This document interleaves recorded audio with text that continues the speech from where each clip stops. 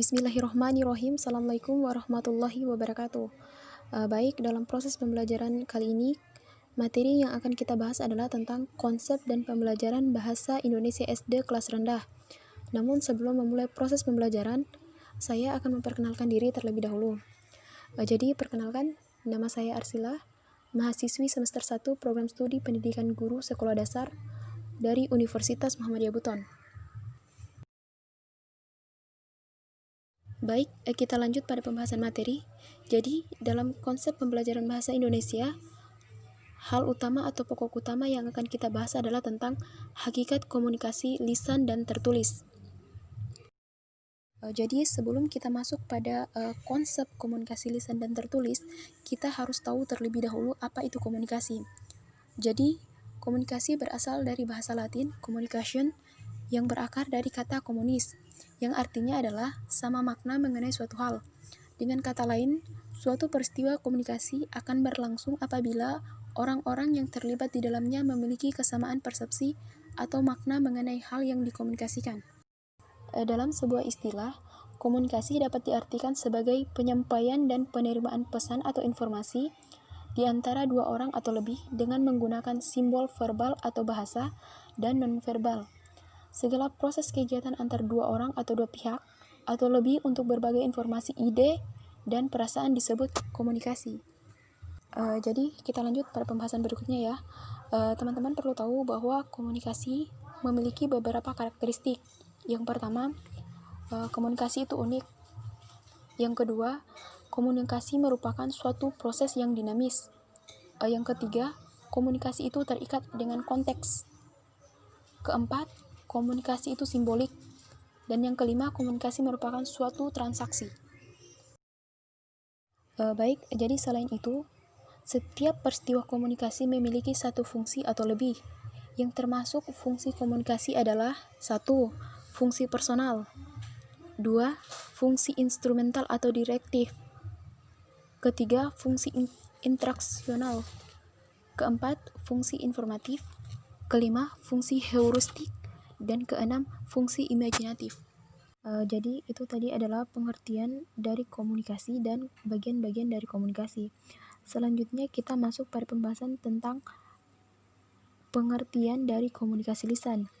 Jadi komunikasi lisan merupakan bentuk komunikasi dengan mengucapkan kata-kata secara lisan atau secara langsung kepada lawan bicara. Biasanya komunikasi lisan dilakukan pada kondisi para personal atau individu yang berkomunikasi berhadapan langsung. Contoh misalnya berkomunikasi dengan bertatap muka langsung. Namun selain itu, komunikasi lisan juga bisa dilakukan melalui alat yang berupa handphone. Adapun ciri-ciri dari komunikasi lisan antara lain, yang pertama, bersifat tatap muka. Yang kedua, terikat pada ruang. Yang ketiga, terikat waktu. Yang keempat, menggunakan organ dominan berupa mulut dan telinga. Kelima, mementingkan penampilan. Kita lanjut ya, masih dalam pembahasan tentang komunikasi lisan. Jadi di dalam komunikasi lisan itu terdapat dua jenis komunikasi, antara lain komunikasi lisan langsung dan komunikasi lisan tidak langsung.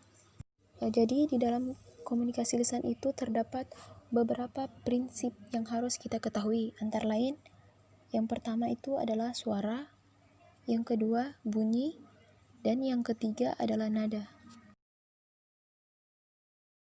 Jadi komunikasi lisan sendiri memiliki kelebihan dan kekurangan.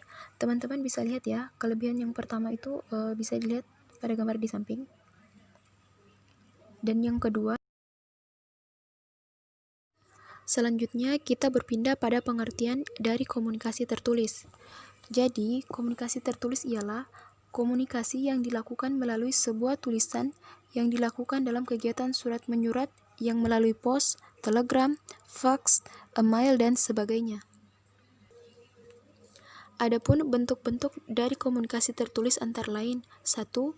Surat dan memo diklasifikasikan ke dalam 4 kategori. Yang pertama, permintaan. Yang kedua, rutin. Yang ketiga, berita-berita yang tidak baik. Dan yang keempat, pesan-pesan persuasif. Jadi bentuk yang kedua adalah laporan. Nah, selanjutnya, di dalam komunikasi tertulis, terdapat prinsip-prinsip yang harus kita perhatikan antara lain, 1. Lengkap, kedua, ringkas, ketiga, pertimbangan, keempat, konkret, kelima, jelas, 6. Sopan dan benar. Selanjutnya, jadi di dalam penulisan komunikasi tertulis, terdapat beberapa syarat yang harus kita penuhi. Yang pertama, ditulis dalam format atau bentuk yang menarik. Kedua, memiliki maksud dan tujuan. Yang ketiga, menggunakan bahasa yang mudah dimengerti. 4. Menggunakan bahasa yang baik dan benar. 5. Menggunakan bahasa yang disesuaikan dengan kemampuan pemahaman dari pihak pembaca. 6. Mencerminkan pengertian terhadap masalah-masalah yang dihadapi atau yang dituju. Dan yang ketujuh, hindari penggunaan kata atau kalimat yang dapat membingungkan pembaca. Serta yang kedelapan adalah menunjukkan budi bahasa dan jadi saya rasa cukup sekian pembahasan materi tentang hakikat komunikasi lisan dan tertulis dari saya. Semoga apa yang kita bahas tadi bisa memberi manfaat bagi saya sendiri dan bagi teman-teman. Cukup sekian. Kurang dan lebihnya mohon dimaafkan. Billahi taufiq wal hidayah. Wassalamualaikum warahmatullahi wabarakatuh.